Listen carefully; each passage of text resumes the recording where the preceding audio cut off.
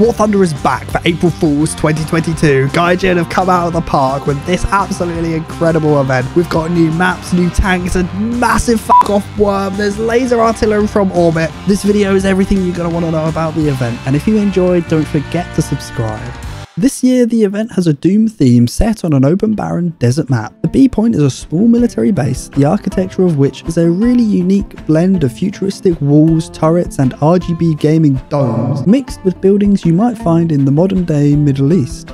I really love these rock formations around the C point. It really creates some interesting ambush points for the little light tanks. And A is probably the most interesting, with some very strange, weird particle effects. The rock formations here are different and they almost look crystalline, almost like the bones of some ancient being. The desert is dangerous as a mighty sandworm can kill the player, similar to the Kraken in the April Fool's 2016 event. The Kraken was summoned when you went out of bounds, but in 2022, a giant sandworm could kill you from anywhere on the map. You can see where the worm is going by this red circle that slowly closes. The sandworm is attracted to noise, so by staying still and not firing your weapon, you can avoid being eaten. Right now there seems to be a problem with the worm animation not completing properly when viewed by another player. The event has a new announcer. Attack the D point. I think Gaijin took the existing radio messages in the game, added a whole bunch of filters to them, and created this really awesome robotic effect. It really reminds me of the droid announcer from the original Star Wars Battlefront games. Hostiles eliminated. There are 2 teams to play in the event, and interestingly, if you look at the battle log, you can see that Gaijin have assigned each team to the US and Russia. There are 6 vehicles available to play, and the CTT gives you access to a 140mm gun and a 30mm cannon.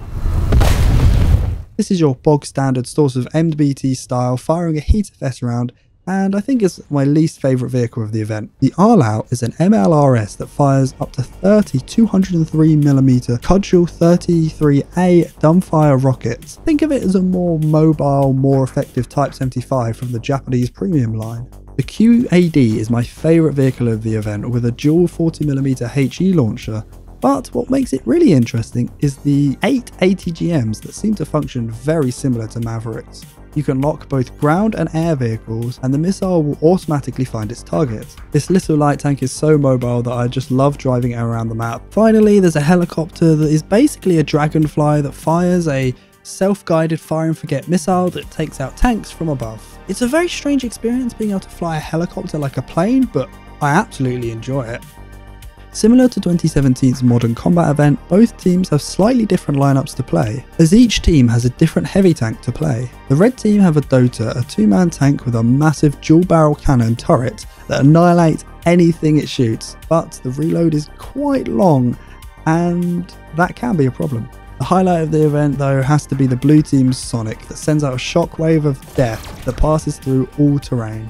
The vehicle essentially uses the overpressure mechanics to send a wave of damage and is a pretty unique way to reuse existing game mechanics to create something brand new. Artillery in the event is now also unique, as orbital lasers now arc the location of damage. I really like how you can see where everyone is dropping artillery across the battlefield, and visually it adds a lot to the futuristic feeling of the battle. For players with too much Silver Lions, you can now also open an RNG loot crate that has a chance to drop rare event coupons and 3D decorations. At first I thought this might destroy the market and the prices that exist there, but having opened a bunch of crates myself and seen how many crates other people have been opening, and nobody has really got anything worth writing home about. Everyone has either got just more boosters, Silver Lions, or wages. I'm yet to see anyone actually get a vehicle, and people have been opening a lot of these crates. So unless you have a lot of Silver Lions to waste, please do not waste your Silver Lions on this. I think the intention of this is for Gaijin to give people with hundreds of millions of Silver Lions a way to use it, and for just another way for them to drain your Silver Lions in order to encourage you to buy premium or premium vehicles. There's also a pack for 10,191 Golden Eagles that comes with a title, decal and premium.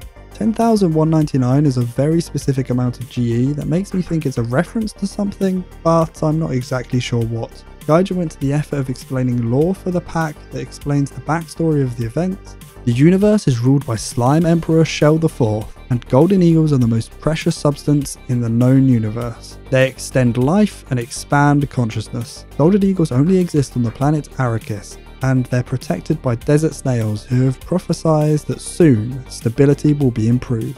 If you're a little confused, the Golden Eagle's extending life and expanding consciousness refer to the buying crew skills instead of grinding them. You can buy vitality points that increase your crew health points and keen vision, which helps you spot enemies in marker game modes. Soon TM refers to how much forum moderators simply reply soon TM whenever someone asks about an upcoming update that they can't really talk about. And stability improved is a reference to a very old game changelogs, where if there was nothing really interesting to report, developers would simply write client stability has been improved, and they wrote it so much that it became a meme in the community. As with other April Fools, a crafting event has been tagged on to allow players to grind new vehicles. We had the announcement of the USS Davis in the devlog yesterday, and on Reddit there was a leak of what some of the upcoming vehicles are. Do you think these vehicles are really the ones that will be in the event? I'm personally most interested in the Kafir because I like the tech tree one. Now, if you enjoyed this video, you're going to want to click here and find out about the strange history of April Fools in War Thunder.